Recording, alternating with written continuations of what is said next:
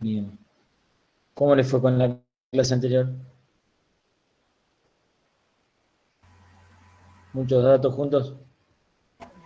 Sí, Bien, estuvo bueno. Bueno. Bueno, vamos a ir de a poquito. Ahí admito uno más. Bien. Tengo que compartir pantalla. A ver cómo es.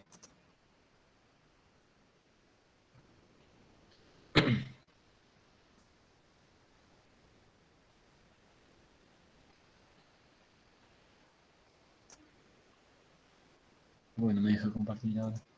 Ahí está. Bien.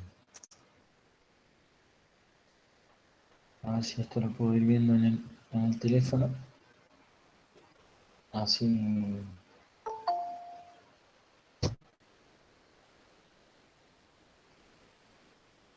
Así puedo ver si se corta o no se corta. Porque acá internet no anda muy bien. Ahí está. Bueno, bien. Bueno, hoy vamos a ver tumores gástricos. Eh, Esperen que hacemos así. Y esto lo corro para que no moleste. A ver ahí.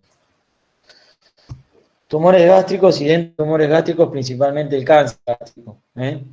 Eh, es un tema bastante amplio.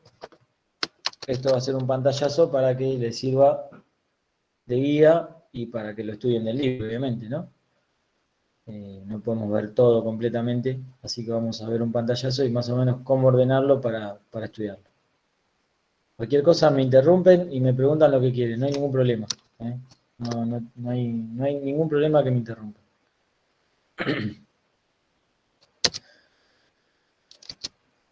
A ver por qué no pasa esto. Ahí está. Bueno, como todos los tumores, digamos, del tubo digestivo eh, superior, esófago, estómago, eh, cáncer de páncreas, el diagnóstico siempre es tardío, por lo tanto tiene una alta mortalidad. Y no solo eso, sino que cuando tiene tratamiento, el tratamiento tiene una alta mortalidad. Son pacientes generalmente bastante deteriorados cuando llegan al diagnóstico y con tratamientos bastante agresivos. Dentro de estos tratamientos, en general, el tratamiento quirúrgico es el único que les genera, digamos, la chance de una sobrevida mayor. Si bien han avanzado mucho los tratamientos oncológicos, la verdad que la que realmente les salva es la cirugía cuando tienen, digamos, un diagnóstico temprano y tienen posibilidad de operarse. Es el sexto tumor más frecuente a nivel mundial, es la sexta causa de muerte por cáncer y en Argentina es la tercera causa de muerte por cáncer en hombres. En las mujeres es la quinta. Tiene una incidencia hombre-mujer mayor en hombres 2-1, generalmente relacionado más con, está mal dicho, raza, pero bueno, siempre nombramos de las señas, de la raza negra, un poquito más alto, se da en avanzada edad, generalmente a los 70 años es el pico, si bien cada vez se ven tumores en gente más joven, como la mayoría de los tumores, en este también, es más común en los países orientales, Japón, Tailandia. Eso está relacionado sobre todo con la dieta. Y algunos países latinoamericanos tienen también mayor incidencia, como por ejemplo Chile. Chile la verdad que es uno de los que tienen punta, no solo en los, digamos, en los tumores, sino también en los tratamientos, ¿no? Son gente que tiene mucha experiencia en estos tumores. Ecuador también está relacionado y Colombia. Eso generalmente se ve relacionado a la dieta y también al estatus social, digamos. Tiene mucha relación con su, eh, digamos, las clases más bajas tienen más relación. Está relacionado con el alcoholismo, el tabaquismo, eso lo vamos a ir viendo. Pero está más relacionado con las clases de ingresos más bajos y de menor educación. Todo esto también mejora cuando hay mejor almacenamiento de alimentos y refrigeración de esos alimentos. ¿Por qué? Porque está relacionado con la mala conservación de los alimentos. Y tiene que ver con la infección por H. pylori también. Esto, obviamente, si es tratado el H. pylori va a bajar la incidencia, y si no es tratado va a aumentar la incidencia del cáncer. Obviamente, como dijimos, son tumores de mal pronóstico, con diagnóstico tardío, en estados avanzados, por lo tanto la supervivencia a los 5 años generalmente es inferior al 20%. En Estados Unidos, el 65% de los cánceres gástricos se diagnostican en estadio avanzado, un T3 o un T4. Después vamos a ver la estadificación, pero vamos a saberlo. Y el 85% de estos tumores ya tienen metástasis ganglionares al momento del diagnóstico. Cuando estos tumores pueden ser resecados y la intención es curativa, el 20-30% nada más tiene sobrevida a los 5 años. Si la intención, digamos, no es curativa y solamente la cirugía es paliativa, no superan más de los 8 meses, el año. Y si ni siquiera lo podemos operar ese paciente, digamos, los tratamientos paliativos son menores a 6 meses, la sobrevida. O sea que, como verán, es un tumor bastante agresivo, son tumores bastante agresivos, con una sobrevida muy baja. En los últimos 15 años, diríamos, ya más de 15 años, 20 años, hubo un incremento muy grande de los tumores de lo que se llama la unión cardioesofágica, a expensa de lo que es el tumor de cáncer gástrico, que era más distal.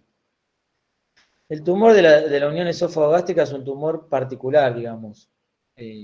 No es ni un tumor de esófago ni un tumor de estómago, es un tumor justo de la unión. Y eso tiene que ver con el reflujo ácido hacia el esófago, tiene que ver con pacientes obesos, digamos, es otro tipo de tumor, no es el tumor típico gástrico. Por lo tanto, digamos, es un episodio aparte, pero se ha incrementado mucho y son tumores que han aumentado, digamos, son los más comunes de ver hoy en día, por decirlo de una manera. No nos vamos a detener en cada uno específicamente porque nos volveríamos locos y no terminaríamos nunca.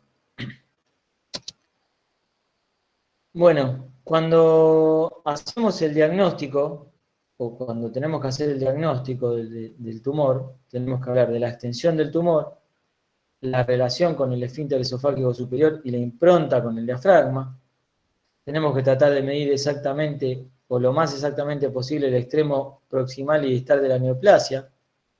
Eso tomando siempre referencia a la arcada dentaria, a la transición gastroesofágica, a la línea Z, el calibre de la luz esofágica, si es franqueable o no es franqueable. Hay que tomar biopsias, se dice mínimo 6 muestras. Hay que tratar de, si no se puede tomar la biopsia, hacer una citología exfoliativa. O sea, hay que tener muchas. Es muy importante tomar bien. ¿Por qué? Porque justamente si el tumor pertenece a la unión gastroesofágica, tenemos que saber muy bien si eso pertenece al esófago, pertenece al estómago. Entonces, ahí hay que ser muy fino en la distinción de los tumores, sobre todo de la unión gastroesofágica. Por eso decimos que este tumor de la unión gastroesofágica ya es un capítulo aparte, mucho más extenso. Cuando hablamos de tumores en general, vamos a tener factores predisponentes. Si bien la etiología es desconocida, podemos interpretar que se produzca pérdida de acidez gástrica o alteración de esa acidez gástrica, nos va a llevar, digamos, a predisponer a un cáncer gástrico. Al revés de lo que decíamos los tumores de la unión gastroesofágica, que tiene relación con ese reflujo ácido hacia la unión gastroesofágica, digamos, esa zona de transición de los epitelios. Como ustedes sabrán, donde siempre hay una transición de epitelios, ya sea en el margen anal, en el cuello del útero, donde sea, cuando se altera esa transición y se expone a ese epitelio a otro factor, se puede provocar una displasia, una metaplasia y un cáncer. Entonces, ¿qué factores predisponentes tenemos? Obviamente los hábitos son muy importantes, el tabaco, el alcohol, muy relacionado con las clases más carenciadas. Los factores ocupacionales, los mineros tienen mucha relación con el cáncer gástrico. Factores nutricionales, alimentos ahumados, alimentos ricos en sal, alimentos más concentrados. Todo esto va a llevar a crisis atróficas. Las nitrosaminas tienen mucho que ver con la predisposición al cáncer gástrico. Por eso los alimentos ahumados. Alimentos protectores relacionados al cáncer gástrico y a la mayoría de los cánceres son las frutas y vegetales, sobre todo si son frescos. Se habla del pescado. El pescado siempre y cuando no sea mal conservado o sea ahumado. El pescado tiene, con sus aceites es un factor protector. Tiene que ver con los factores sociales, sin lugar a dudas, las clases más bajas y con menor educación tienen relación con el cáncer gástrico. Y obviamente lo que hablamos del Helicobacter pylori. El Helicobacter pylori, ¿qué hace? Ustedes esto ya lo sabrán porque lo habrán visto. El Helicobacter pylori genera una microsituación, digamos, donde en la pared gástrica, donde se autoprotege de esa acidez y genera un microclima no ácido y genera una inflamación crónica de la mucosa. Eso va a llevar a una gastritis atrófica y va a llevar a una displasia, metaplasia y puede llevar a cáncer.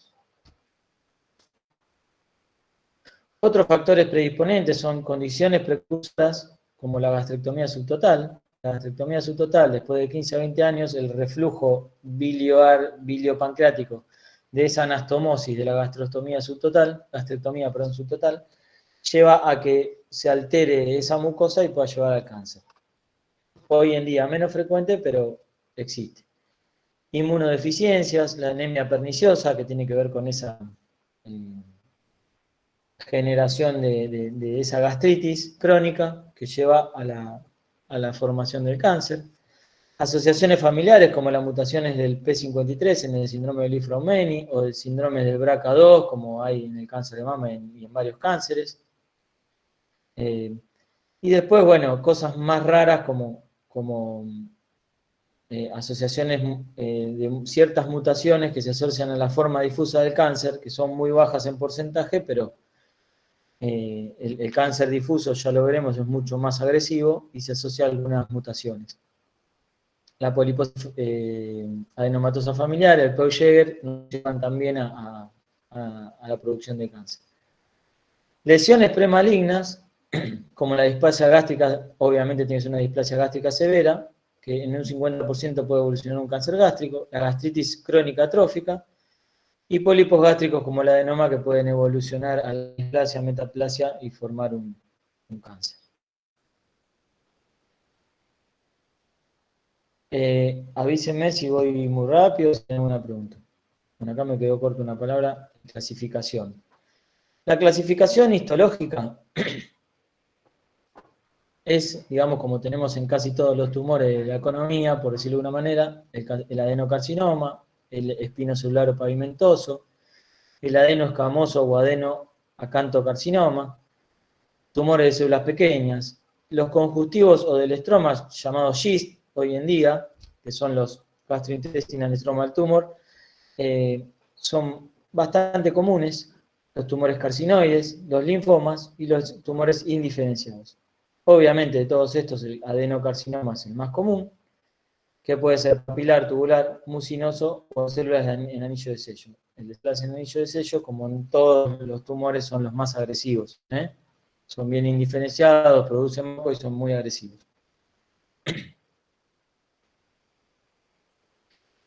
Cuando hablamos de clasificación tenemos que hacer también la clasificación histórica de Borman, que es el grado de penetración en la pared. Esto es muy similar a la que podemos implementar en cualquier mucosa, por decirlo de una manera. La clasificación de Borman va a identificar el cáncer gástrico temprano, que es el superficial, el localizado, que puede ser vegetante o ulcerado. Obviamente el vegetante tiene mejor pronóstico, por eso lo clasificamos en grado 1. Después tenemos el intermedio, donde es ulcerado, puede ser un grado 2 o puede evolucionar a un grado 3. Y el infiltrante, que es infiltrante ulcerado, infiltrante difuso o infiltrante vegetante. Que ahí ya pasamos, el infiltrante ulcerado puede estar en un grado 3 o ya comprometer mayormente las capas de la mucosa y ser un grado 4. Acá vemos que puede ser un cáncer gástrico temprano. El cáncer gástrico temprano no sobrepasa la submucosa, y un cáncer gástrico avanzado cuando sobrepasa la submucosa. Dentro del cáncer gástrico temprano tenemos que incluir que la submucosa tiene 3 capas, S1, S2, S3, y eso nos va a dar que si solamente compromete la S1 y S2, probablemente no tenga metástasis ganglionares, y ya llega a la tercera capa de la submucosa, seguramente puede tener ganglios afectados, porque ahí es donde ya hay diseminación linfática. Más allá de que sea un cáncer gástrico temprano, que eso creo que después lo vemos. Tenemos la clasificación de Lauren. La clasificación de Lauren básicamente los clasifica en dos tipos, el intestinal y el difuso. El intestinal es el clásico y el difuso es el más agresivo. El intestinal cada vez hay menos, o sea, tiene una incidencia decreciente, más relacionado o más visto en el pasado. Lamentablemente ahora ya no lo vemos tanto, es un cáncer distal, está más localizado, está relacionado con el Helicobacter pylori y tiene un mejor pronóstico. Esto está más relacionado con condiciones locales, por eso el Helicobacter pylori. En cambio, el difuso tiene una incidencia creciente, es más proximal, no se encuentra localizado, sino que afecta difusamente el órgano, tiene una gran tendencia a dar metástasis tempranas y obviamente tiene un peor pronóstico. Es el tumor más agresivo, el difuso. Como ustedes sabrán, o no sé si lo nombramos, pero bueno, los japoneses tienen un alto... Primero que tienen mucha experiencia en esto, y segundo porque tienen una gran incidencia de cáncer gástrico. Entonces, ellos han avanzado en otras clasificaciones, en otros tratamientos, y verán que incluso ellos tienen una forma de estadificar los tumores mucho más o distinta, que ahora se incorporó un poco en la octava edición de la clasificación de los tumores, digamos, de la AJCC. Entonces, ellos, la Sociedad de Gastroenterología y Endoscopía japonesa, los clasifican tipo 1, que es protruido, tipo 2, que es elevado, pero no es, por decirlo de una manera, polipoide, tipo 2B plano y tipo 2C deprimido, pero fíjense que no invade la submucosa. El tipo 3 ya está ulcerado, invadiendo la submucosa, y el tipo mixto, que es entre un 2C y un 3, que es ulcerado y deprimido. Bien, y ahí también invade la submucosa. Son clasificaciones, ¿por qué? Porque depende del gusto de cada uno. Normalmente nosotros primero lo clasificamos en si es adenocarcinoma o no, y si no es adenocarcinoma o no, después lo clasificamos en la de Lauren, si es intestinal o difuso, porque eso ya nos va a dar un pronóstico. Y después estas clasificaciones no son tan importantes porque son más endoscópicas, digamos, ¿no? Después lo importante va a ser cuando uno reseque la pieza, si es operable, el grado de invasión de ganglio, el grado de invasión de la pared.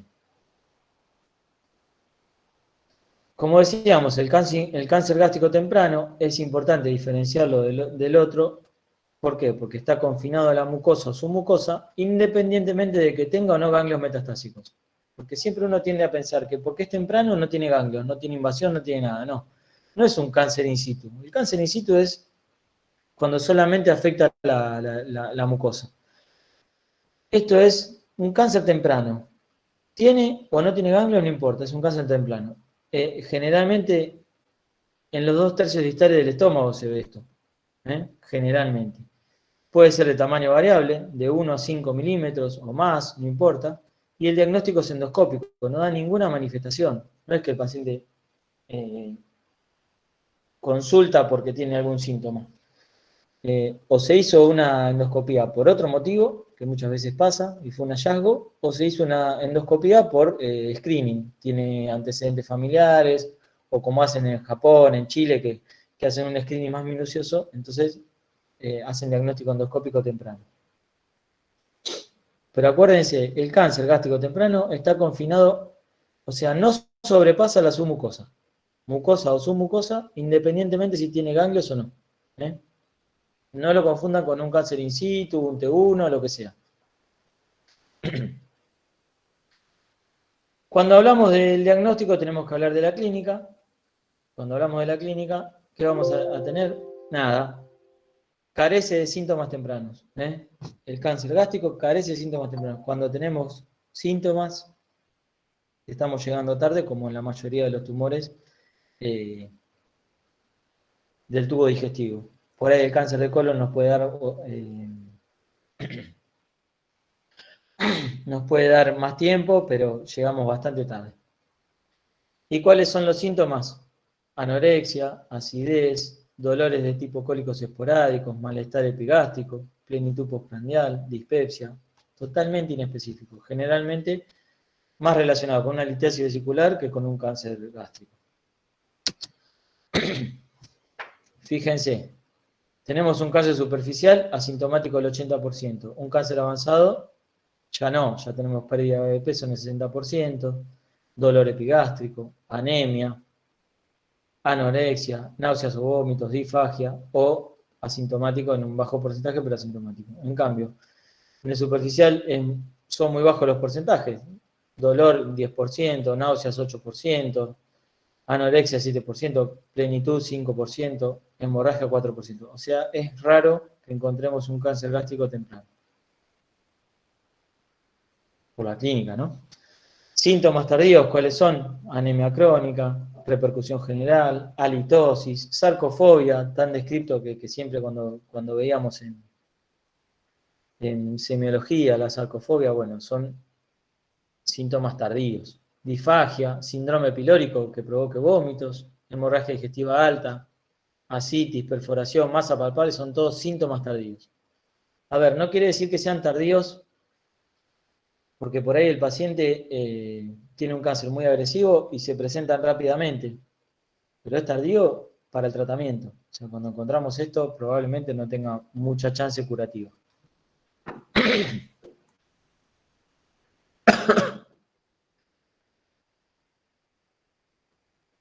Bueno, tenemos que estadificar al paciente. Porque esta placa quedó traspapelada. Fíjense, obviamente, cuáles son los síntomas tardíos. Ascitis, anorexia, en el ombligo la presencia del ganglio de la hermana María José, ganglios en el cuello, son todos, la verdad, muy tardíos. La presencia de un tumor gástrico que nos da alguno de estos signos o síntomas son tardíos. Bueno, una vez que nosotros hicimos el diagnóstico, tenemos que ver la localización del tumor. Normalmente, como le decía, crecientemente han aumentado los tumores de la unión esófago-gástrica, por lo tanto, el 30% se da en el tercio superior, en el tercio medio un 14%, tercio distal un 26% y a nivel de toda la pared del estómago un 10%. Los cánceres difusos y agresivos. Pero como dijimos siempre, el aumento reciente de tumores de la unión esófago-gástrica. Este tumor se puede diseminar por vía gástrica, por vía linfática, por vía hemática, a órganos contiguos, o sea, por continuidad, y por vía peritoneal.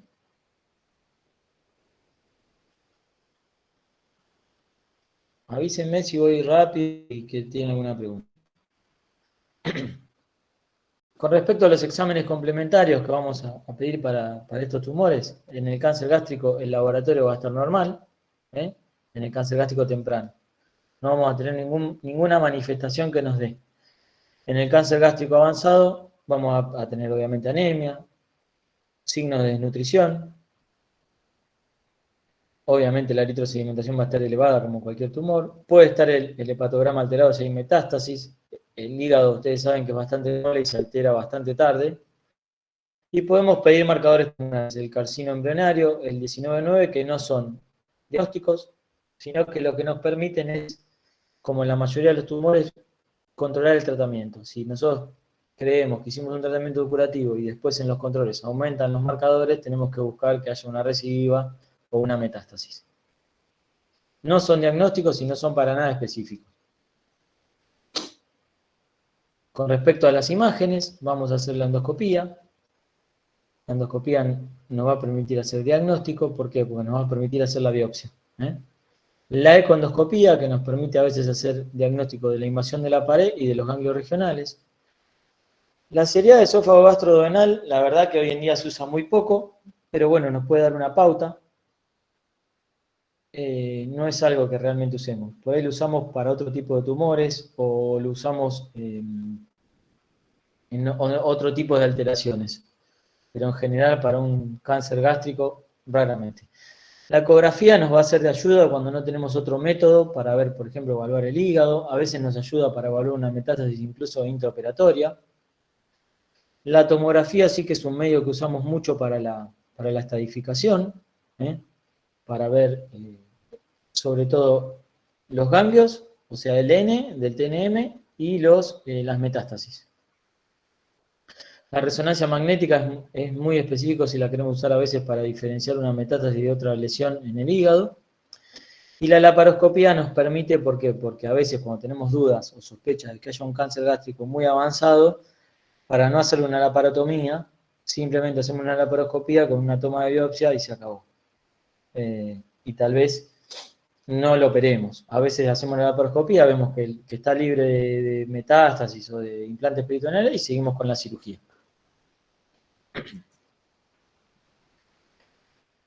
¿Cómo vamos a hacer el diagnóstico? La clínica nos va a sospechar, pero realmente cuando hay clínica ya es un poco tardío. Y obviamente la endoscopía más biopsia. Esto nos da el diagnóstico. Endoscopía y biopsia. Nos va a dar la localización del tumor y el nombre, apellido de ese tumor. Si es un adenocarcinoma, si no lo es y qué tipo de cáncer es. Acá vemos un cáncer bastante avanzado. Esto sería elevado y ulcerado. Y acá tenemos un pólipo. La seriedad gastroduodenal, como le dije yo, se usa, la verdad, muy poco. Nos permite ver si hay una lesión que protruye a la luz, si hay una úlcera, si es más difuso, si hay una compresión por ese tumor de la luz del estómago, pero normalmente no la utilizamos. Acá lo que vemos es una lesión deprimida donde convergen los pliegues y ahí se ve como una úlcera. La realidad es que normalmente no lo usamos.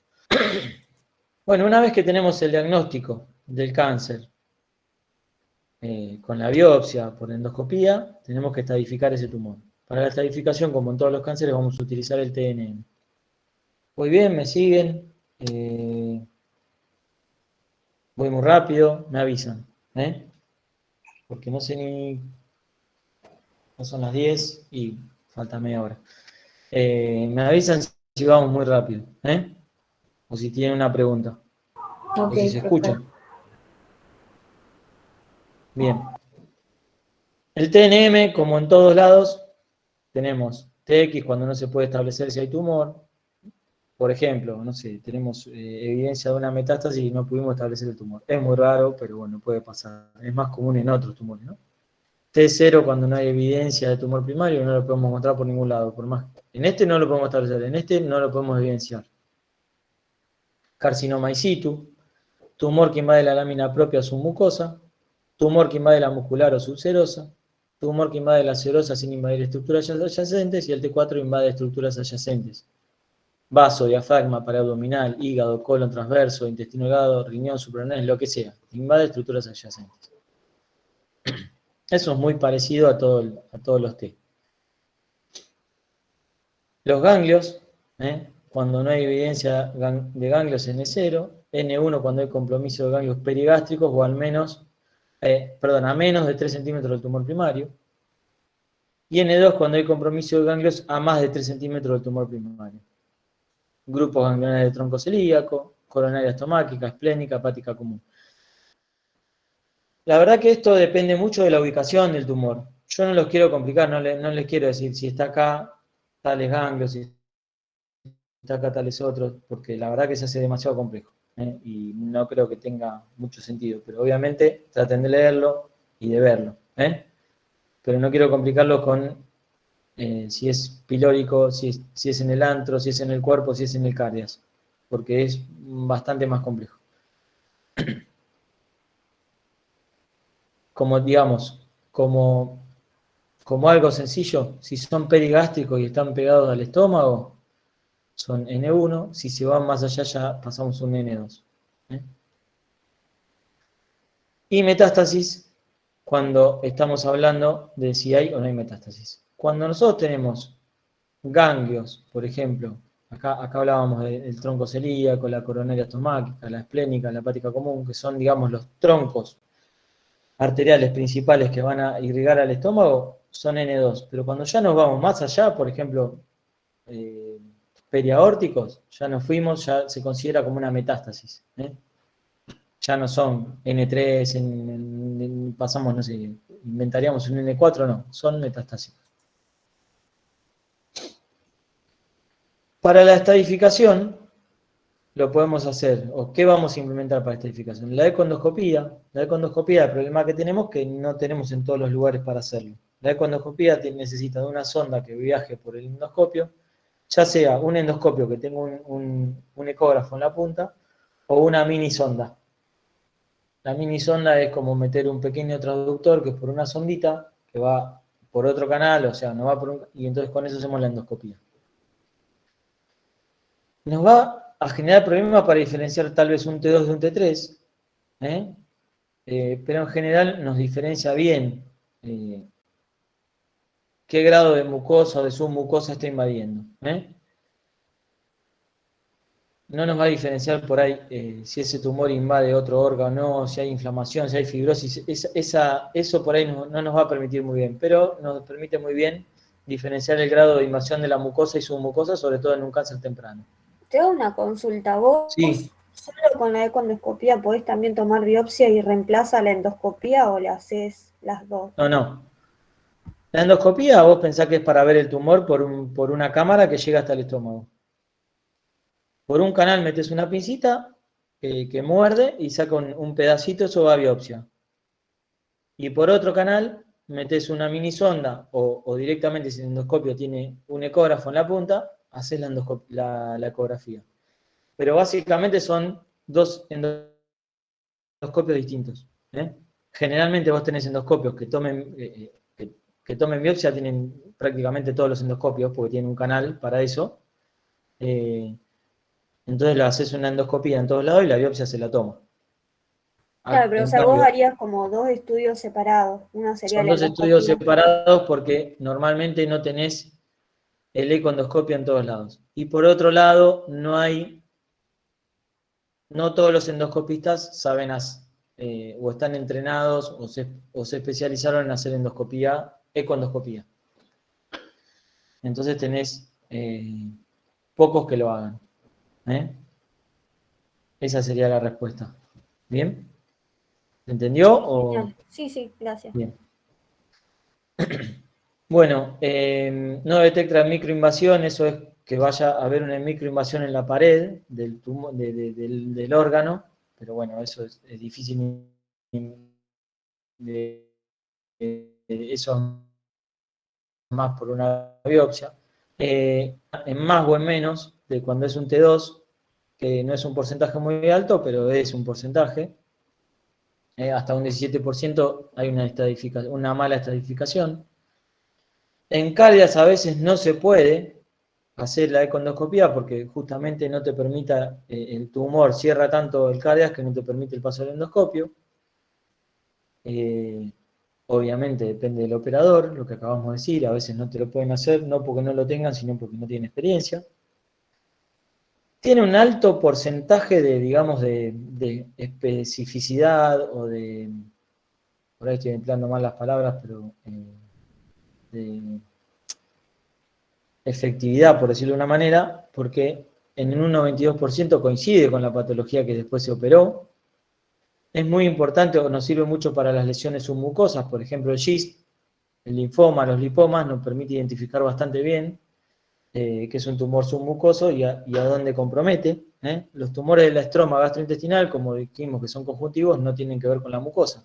Si bien la pueden ulcerar porque el compromiso que genera ese tumor altera la irrigación y puede ulcerar esa mucosa, puede sangrar, pero no son tumores que se originen en la mucosa. Entonces, para lesiones submucosas generalmente uno lo utiliza y mucho.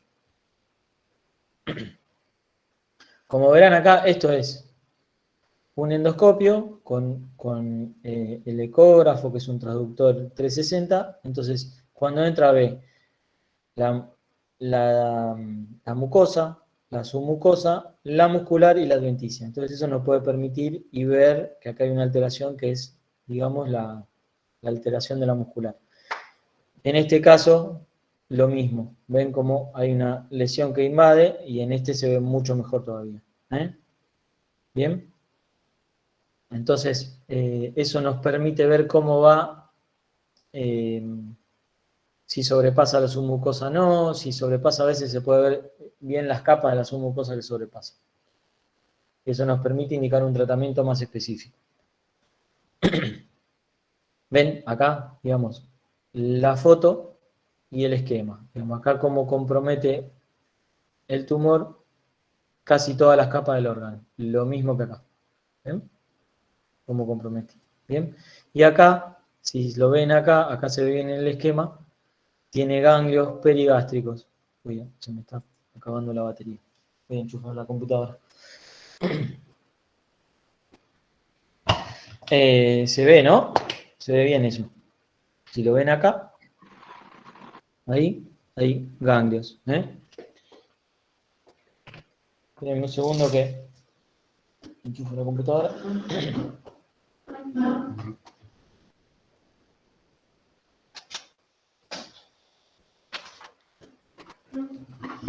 Obviamente la econdoscopía cada vez se utiliza más. Muchas veces se pide para tener otra opinión, otra relación de lo que es la invasión del órgano. Bueno. La tomografía es el método que más usamos por el alcance que tenemos. Es algo que realmente utilizamos mucho más hoy en día. Nos va a dar la estadificación local tumoral. Nos va a dar, sobre todo, si tiene invasión o no a órganos adyacentes. Obviamente, la localización del tumor. Si bien la localización del tumor es la endoscopía es lo mejor, pero nos va a permitir. Si hay extensión ganglionar loco-regional, no es tan sensible porque a veces no lo vemos, pero cuando lo vemos es bastante específico. Ni hablar las metástasis a distancia. Y también nos permite cierta respuesta o valorar cierta respuesta al tratamiento. Tenemos otros estudios mejores para la respuesta al tratamiento, pero la tomografía nos valora bastante. Más en nuestro medio que no tenemos tantos, a veces tantos estudios al alcance, sobre todo en el ámbito público. Ahí vemos una tomografía como el tumor invade, ¿ven? Y genera, digamos, una disminución del calibre de la luz muy importante. Acá tenemos un tumor difuso muy grande con gran cantidad de metástasis hepáticas.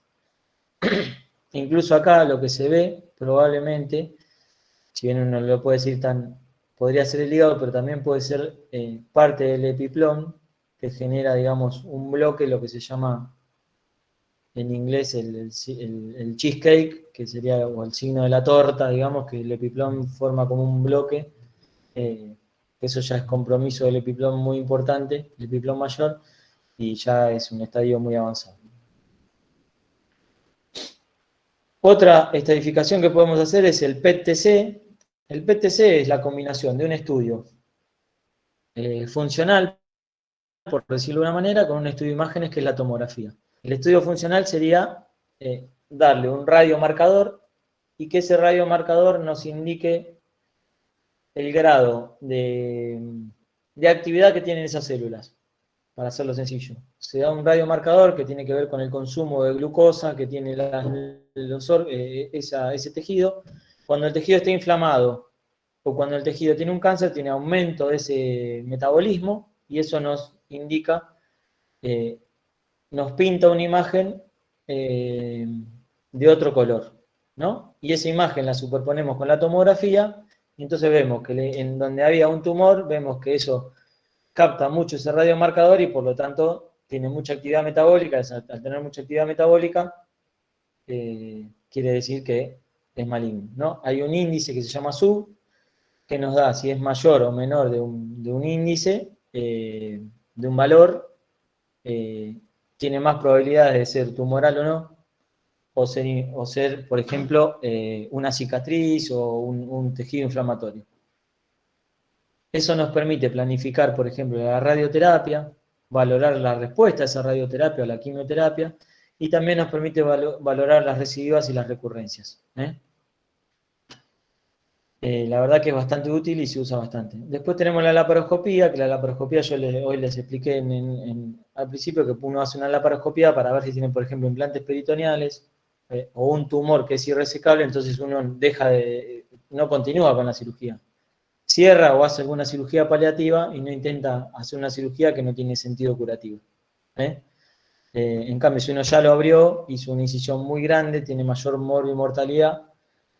Por ejemplo, por ahí el paciente tiene ascitis y la herida se abre, o sea, lo complica bastante. Con una laparoscopía hacemos algún método menos invasivo.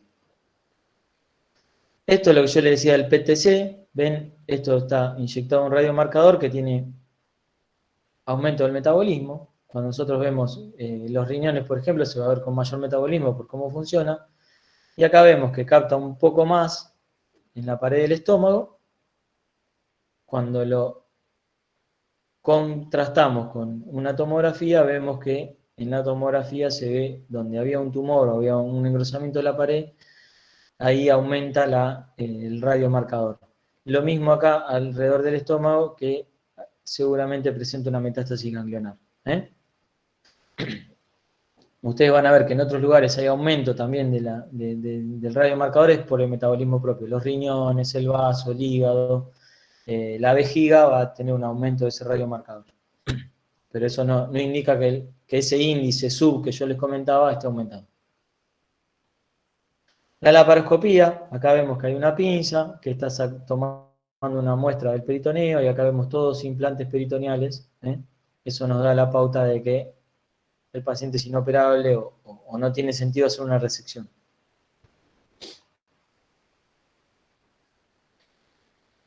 Bueno, con respecto a lo que dijimos de la estadificación, tenemos que tomar en cuenta que nosotros la estadificación nos basamos principalmente en factores anatómicos, ¿no? Los factores anatómicos, ¿cuáles son? El TNM, si el tumor es más grande, si tiene ganglios, si tiene metástasis. ¿Cuánto invade ese tumor? ¿Cuántos ganglios tiene? ¿Cuántas metástasis tiene? Eso es, el TNM es un factor prácticamente anatómico. Posteriormente, nosotros queríamos ver que no depende solo de un factor anatómico. Si bien es el más importante, porque quirúrgicamente si nosotros lo podemos resecar o no, y si hacemos una resección de todo lo que sea malo, por decirlo de una manera, se va a curar, no es solo eso el problema. Entonces vemos que hay factores no anatómicos. Grado de diferenciación histológica, la edad del paciente, el tipo histológico del tumor, y eso nos va a dar un pronóstico un poco más cerca de si ese cáncer o no, y si ese paciente o no va a tener un pronóstico mejor. Entonces eso es lo que surgió con la 7ª edición de la American Joint Committee of Cancer. Se juntan cada tanto un comité de expertos a discutir esto y ven eso. Entonces, ahí ya no solo vemos que hay un factor anatómico, sino que el cáncer de esófago, el cáncer de la unión esófago-gástrica y el cáncer de estómago son 3 cánceres distintos y que todos tienen distinto pronóstico, porque y ni hablar si son de distinto origen histológico, si tienen distinta edad, si tienen distinta diferenciación. Entonces ya no es solamente el lugar donde está. Y por último, ya en la 8ª edición, ya se empezó a ver que más allá del factor anatómico, del factor tumoral, por decirlo de una manera, del tipo de tumor, es ver no solo eso, sino de cómo responde ese tumor a ciertos tratamientos. Entonces ya nos involucramos con ciertas decisiones terapéuticas y el objetivo global es la sobrevida que tiene ese paciente, porque por ahí nosotros decimos, hicimos este paciente, le hicimos una resección perfecta, sacamos el tumor, todo, y el paciente se muere igual. No sabemos bien por qué, se muere igual. Entonces, la sobrevida global nos importa mucho. ¿Qué es el objetivo primario realmente? No es solamente ver si lo operamos bien o mal, es qué sobrevida tenemos con respecto a este cáncer, por un montón de factores, porque por ahí el tratamiento que le estamos dando es muy agresivo y de 100 pacientes mate 80. Entonces no tiene mucho sentido. Entonces, acá incorporamos factores biológicos y genéticos. Y esto nos va a definir muchas decisiones terapéuticas. Entonces, fíjense que en la octava edición ya no tenemos un TNM, solamente tenemos un TNM preoperatorio, el llamado clínico, TNM clínico, que no es solo clínico porque tiene que ver con el PET, con la tomografía, con un montón de cosas. El TNM posoperatorio, que tiene que ver con la pieza operatoria, que era lo que en la séptima le dábamos importancia, porque tenemos la diferenciación histológica, el tipo histológico del tumor, si es más agresivo o menos agresivo, bueno, ese se le pone un P porque es patológica, de la anatomía patológica, que eso lo veníamos haciendo, pero ahora ¿qué incorporamos a esto? Un TNM de la pieza operada si se hizo o no neoadyuvancia. Neoadyuvancia es un tratamiento previo a la cirugía. Y es muy importante, ¿por qué? Porque no es lo mismo un paciente que nosotros operamos, que tuvo tratamiento antes, que no tuvo. A veces no tiene indicación de tratamiento antes, pero a veces sí, y si ese tratamiento que tuvo, respondió o no respondió. Primero, ¿por qué? Porque hay pacientes que responden y se operan y anda todo bien. Y hay pacientes que no responden, se operan y pueden andar bien. Y hay pacientes que no responden y ni siquiera llegan a operarse. Hizo una neoadyuvancia y el paciente directamente ni siquiera llegó a la cirugía. ¿Eh?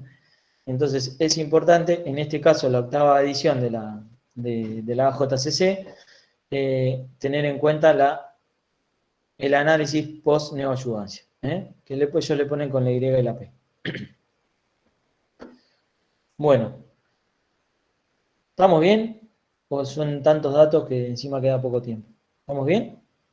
Sí, sí, profe, perfecto. Bueno, por ahí nos pasamos Sí, un poquito. profe. Esto ven los usuarios. Sí, está muy bien. Bueno, una vez que hicimos el diagnóstico, la estadificación, vamos a ver que la diseminación de estos tumores puede ser por vía linfática, y acá tenemos todos los grupos ganglionares del estómago, no es que uno los tiene que saber, pero tienen relación a los perigástricos y a los grandes vasos que los rodean.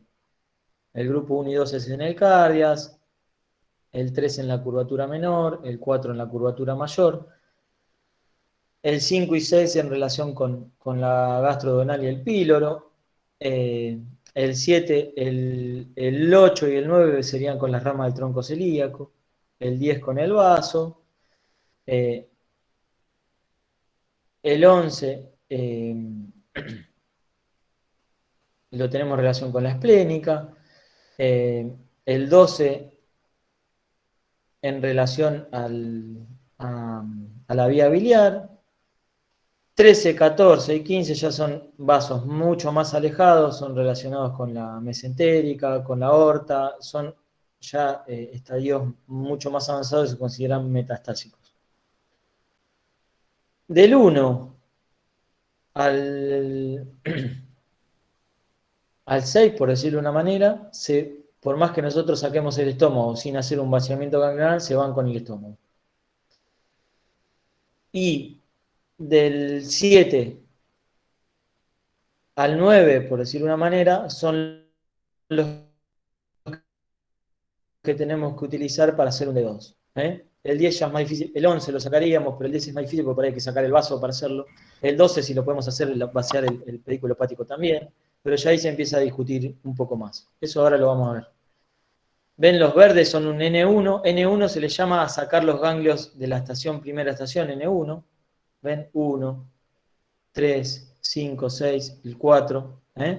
Esos se van con el estómago. El 2 también se iría con el estómago si hacemos una gastrectomía total. N2, el 7, el 8, el 10, el 11, se irían con un N2, que sería la cirugía, digamos, resectiva por elección, que después lo vamos a ver, y un N3 ya son los grupos más alejados. El 12 en general con un N2 uno trata de hacerlo, pero bueno, ya está un poco más alejado. El 14, el 15, el 16, normalmente si está muy avanzado uno no los toca. Bien. Vamos a ir apurando un poquito para el tratamiento. El tratamiento principalmente, como dice acá, multimodal. No es un tratamiento único, es multimodal. Tenemos que ver el tipo de paciente y qué tratamiento hacer. Si es endoscópico, si es quirúrgico, si es con quimioterapia y radioterapia. Todo esto multimodal. Hay que evaluar principalmente si es resecable y si el paciente es operable. A veces el tumor es resecable, pero el paciente no es operable, porque la mortalidad que genera la cirugía es muy grande. Y a veces es resecable, es operable, pero no es resecable el tumor. Entonces no tiene ningún sentido operarlo. Profe, perdón, por ahí es una pavada, pero ¿qué es que sea resecable en el caso de la cirugía? Que lo podemos sacar al tumor.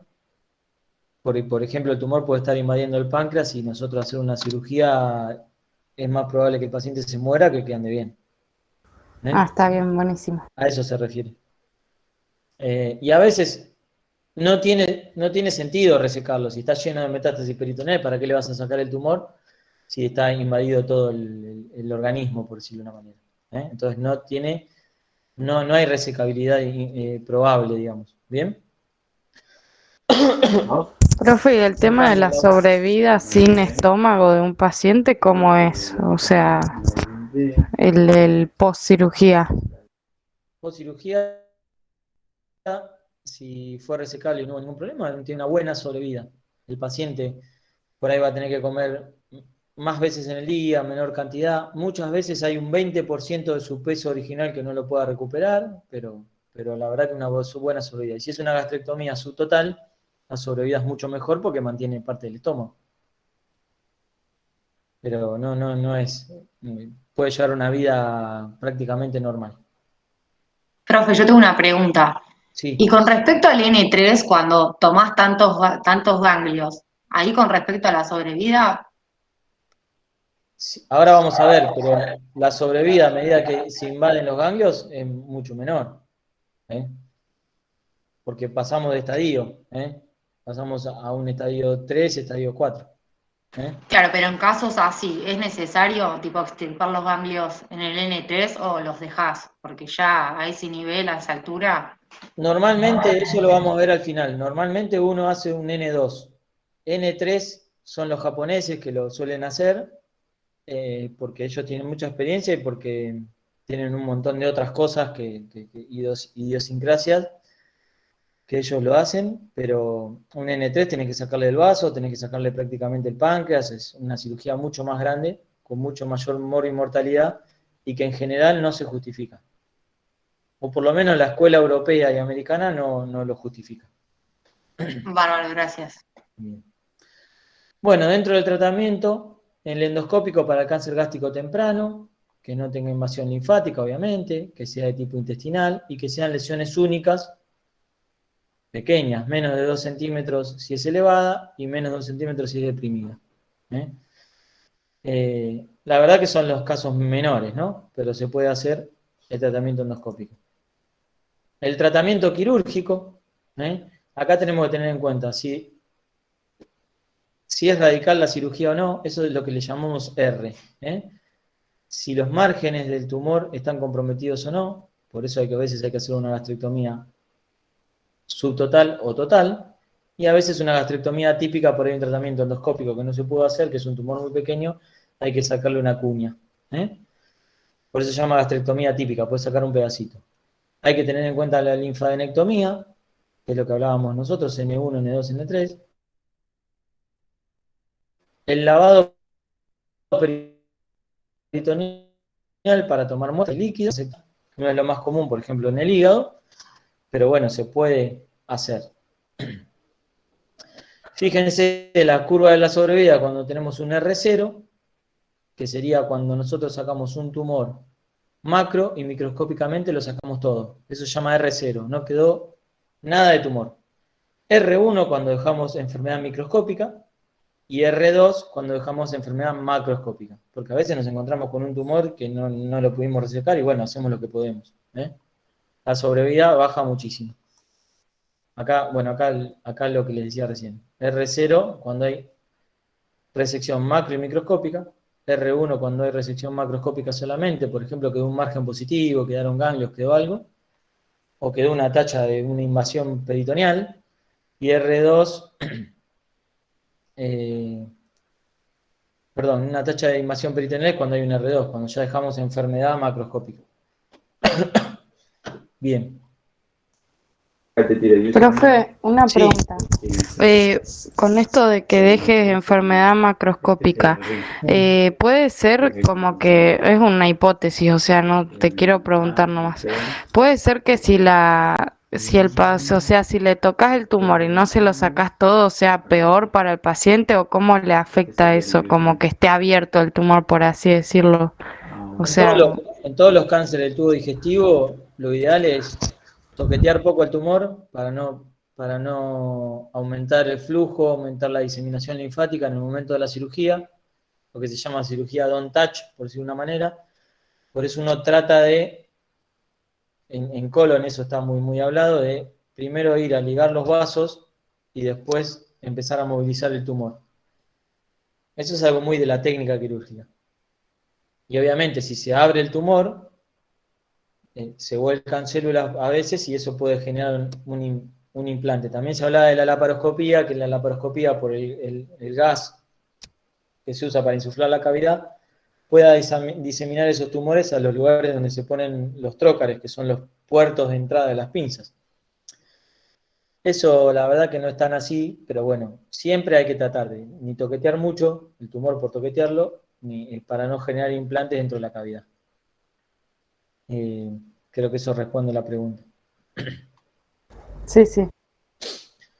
Cuando tenemos un tumor, digamos, que no es difuso o no es infiltrativo, generalmente podemos dejar más distancia, por decirlo de una manera. Cuando el tumor es más infiltrativo, tenemos que irnos más cerca o más lejos de ese tumor. Cuando es difuso hablamos de 10 centímetros, cuando no es difuso hablamos de 5 centímetros. Entonces, eso nos va a delimitar si podemos hacer una gastrectomía subtotal o no. Generalmente, si el tumor es difuso, hay que hacer una gastrectomía total, es lo más común. Si el tumor está muy cerca del cardias, como no podemos dejar la parte distal del estómago, tenemos que hacer una gastrectomía total.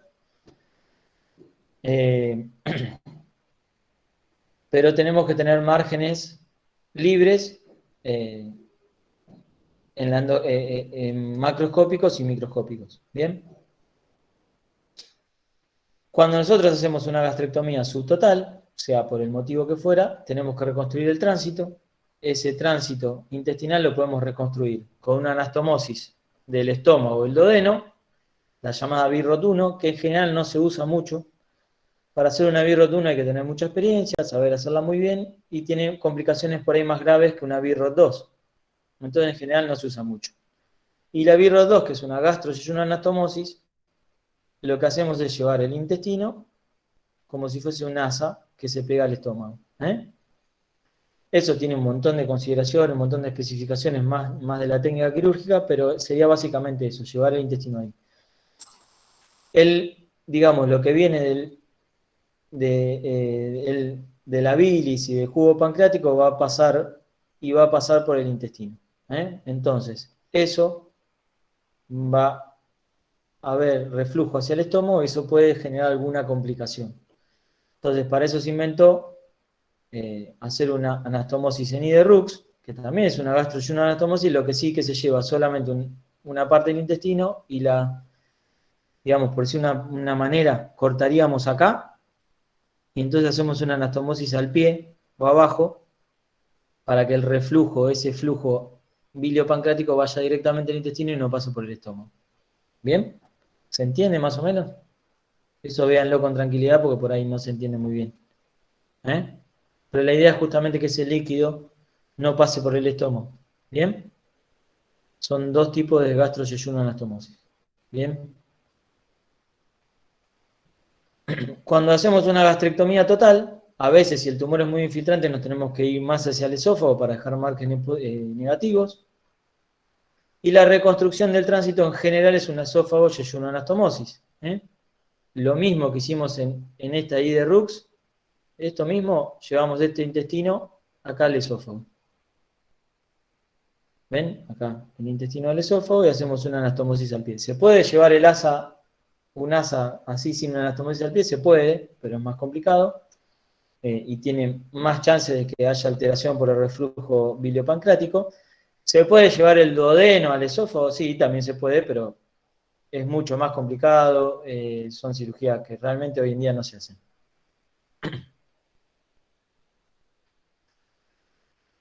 Hablamos de la resección, hablamos de la reconstrucción del tránsito, hablemos de la linfadenectomía. Algo ya hablamos, ya me preguntaron, pero lo tenemos que ver.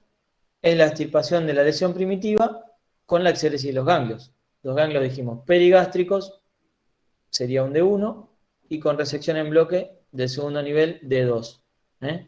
Acá tenemos el N1 y el N2 que habíamos visto, esto sería un D2, y si sacamos los ganglios grupo 3 sería un D3. Normalmente se hace un D2. A veces se llama también un D2 plus, porque tomamos los ganglios del pedículo hepático, algunos ganglios más, pero el clásico D2. Y cuando se examina la pieza patológica, tiene que haber al menos 15 ganglios para decir que se hizo una resección D2. Si hay menos de 15 ganglios, ya no tenemos hecha bien una resección D2. Es importante el número de ganglios. Para eso no depende solamente de que lo operemos bien, depende de que el que ve los ganglios disuelva toda la grasa de la pieza, agarre cada ganglio, lo examine bien. No es lo mismo que lo mire así nomás que lo corte en muchos pedacitos y vea si tiene o no metástasis. Para eso los japoneses, por ejemplo, tienen mucha mejor información.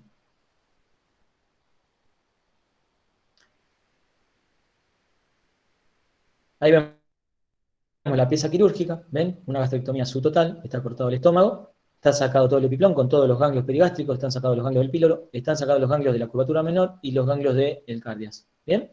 Se ve bien, ¿no? Acá Sí, faltaría, que generalmente uno los manda aparte, los ganglios de la hepática. Sí. Sí, ¿qué me No, que preguntaron? preguntaste si se veía bien y yo te dije que sí, sí. Ah, bien. Perfecto. Bueno, con respecto al tratamiento quirúrgico, lo que dijimos, la cirugía hasta la fecha constituye la única posibilidad de tener un tratamiento efectivo o curativo.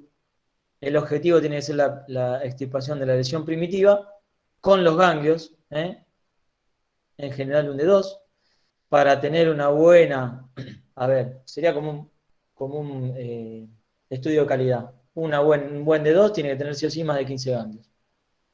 La esplenectomía o pancreatectomía solamente si están los órganos invadidos, si no, no.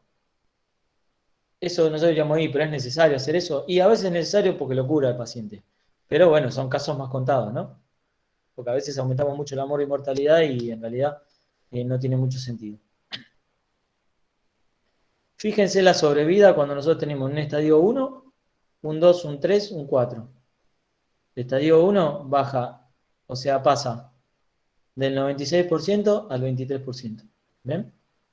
¿Tiene diferencias si es en Estados Unidos, en Japón, en Alemania? Y sí, sobre todo por la experiencia que tienen los grupos. En Alemania hay grupos muy experimentados. En Japón ni hablar. Y en Estados Unidos menos experimentados, si bien tienen también, ¿no? Pero bueno, porcentaje en general es. ¿Por qué también? Porque son distintos cánceres, distintos pacientes, o sea, la mortalidad o la tasa de sobrevida a los 5 años no solo depende del tipo de cirugía. Dijimos, tratamiento multimodal, no solo la cirugía, sino la quimio-radioterapia. Vamos a hacer neoadyuvancia si es necesario, y para esto tenemos el estudio MAGIC, que es el estudio más característico que habla solo de quimioterapia. También podemos hacer quimio-radioterapia, sobre todo en los tumores de la unión. Y la ayudancia, que sería la quimioterapia posoperatoria. La neoadyuvancia es la quimioterapia preoperatoria. Puede ser de quimioterapia o de quimio más radioterapia. Otro tratamiento sería la quimioterapia paliativa cuando el paciente es inoperable. ¿Cómo indicaríamos estos tratamientos, esto es un esquema, digamos, de acuerdo al tipo de tumor, si es un cáncer in situ o un cáncer temprano, y no está indicada la cirugía o no es candidato a la cirugía, hacemos un tratamiento endoscópico, simplemente porque tendría que tener buena sobrevida. De acuerdo a su estatus médico, puede ser resección endoscópica o cirugía. Si ya tenemos enfermedad locorregional, o sea, tenemos ganglios, si el paciente tiene su estatus médico es resecable, si es un T1, B, ¿no? Porque ya tendríamos ganglios, la cirugía, que puede o no tener terapia preoperatoria. Dependiendo del tipo de paciente, el tipo de tumor, puede ser que necesitemos hacerle una terapia preoperatoria o sea, una neoadyuvancia. Si es un T2 o más, con cualquier tipo de N, cirugía, directamente con terapia preoperatoria o no, pero puede ser cirugía directamente, o puede ser ya hacerle quimioterapia preoperatoria o quimio-radioterapia preoperatoria. Y después, de acuerdo, reevaluar y ver si va a cirugía. Profe, una pregunta. Eso de todas las terapias preoperatorias es para que el tumor quede más delimitado, más chico, para que sea menos agresivo, ¿para qué es? La neoadyuvancia nos permite hacer una cirugía más radical, y muchas veces se achica el tumor. Y en ciertos tumores, menos frecuente, por decir una manera, prácticamente lo cura. Los tumores de la unión, es más raro, pero a veces o los de esófago, por ejemplo, los puede curar directamente. Lo que pasa es que tienen mucho porcentaje de recaída, por ahí por eso se opera. Pero tienen respuesta clínica patológica completa muchas veces. Pero incluso a veces el paciente mejora mucho, puede alimentarse mejor y llegar mejor a la cirugía. Un cambio. Está bien. No me quiero ahondar mucho en esto porque tiene muchos matices, si es un T2, si es un T3, digamos, qué porcentaje tiene de curación o no de curación, de respuesta. A veces las respuestas no son tan altas, y tienen mucha...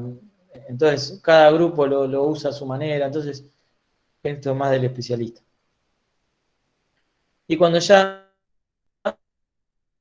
el paciente es irresecable, porque médicamente su estatus no lo da, vamos a quimioterapia o terapia sistémica, que sería o radioterapia, y vemos de acuerdo a ese tratamiento cómo evolucionó el paciente. Por ahí después se puede reevaluar y ir a cirugía. Cuando el paciente ya no tiene no es candidato a la cirugía, tiene que ir a tratamiento paliativo, y cuando hay metástasis tiene que ir a tratamiento paliativo. Dentro de los tratamientos paliativos, dependiendo del tumor, incluso hay lo que se llaman los inmunomoduladores, que ustedes por ahí van a escuchar el trastuzumab, son inmunomoduladores que se pueden utilizar como terapia paliativa. No tienen gran funcionamiento, pero hay varios estudios que los utilizan. Y ahí finalizó la presentación. Bueno, ¿alguna pregunta? Es un tema largo. Imagínense que hablamos más